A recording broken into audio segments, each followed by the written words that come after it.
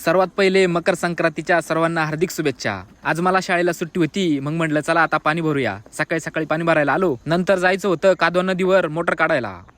2-3 माणसं घेतले आणि म्हणलं आता मोटर काढून येऊया। कादवा नदीच्या भराव्याचा रस्ता लईच खराब होता, पण हळूहळू आम्ही त्या ठिकाणी पोहोचलो। आमच्या शिवरे गावाला द्राक्षांची पंढरी म्हणतात, उगाच नाही म्हणत। मग पटापट वायरिंगचं कनेक्शन कट केलं आणि पाईप वरचे काढून टाकले। मोटर 12.5 HP असल्यामुळं 2 माणसाचं काम नव्हतं, त्याच्यामुळे जास्त माणसं लागत होते आणि मोटर खूप जड होती। आपली मोटर डायरेक्ट गंगाच्या कडाला आहे, पाणीच पाणी, काय पाण्याचा विषयच नाही। मोटरीचं वजन सरासरी 2 क्विंटल होतं, त्याच्यामुळं उचलायला थोडा प्रॉब्लेम येत होता, पण पोरांनी उचलून कशी तरी मोटर ट्रॉलीमध्ये टाकली। बाजूच्या उसामध्ये वाघ आलेला होता, त्याच्यामुळे म्हटलं आता लवकर निघावं लागल।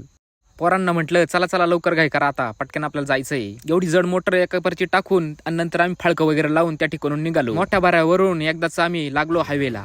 निफाड तालुक्यातील शिवरे हे गाव सगळ्यात 2 नंबरचे श्रीमंत गाव आहे। निफाड तालुक्यातलं सगळ्यात 1 नंबरचं श्रीमंत गाव कोणचं, कमेंट मध्ये नक्की सांगा। फायनली आम्ही मोटर घेऊन फिटरच्या दुकानामध्ये पोहोचलो आणि फिटरला म्हणलं बाबा ही भिजलेली मोटर आहे पुराच्या पाण्यामध्ये, हिचं काय करायचं, ही शकून द्या आम्हाला उद्यापर्यंत, उद्या कांदे लागण चालू होणार आहे। आणि अशा प्रकारे फिटरला टाटा बाय करत आम्ही भरलेल्या नायतळ्या यात्रेतून निघालो आणि घरी आलो। घरी आल्यावर ट्रॅक्टरला पिस्टन जोडलं, 2 टाक्या भरल्या आणि म्हणलं चला कांद्याला औषध मारू। आणि मग सगळे आम्ही कांद्याला औषध मारायला आलो। वातावरण इतकं खराब झालंय की 8 दिवसाला कांद्याला औषध मारावं लागत, तरच कांदे नीट राहत्या, नाही तर कांदे सगळे वाकडे होऊन जात्या। आणि अशा प्रकारे संपूर्ण दिवस गेला। धन्यवाद।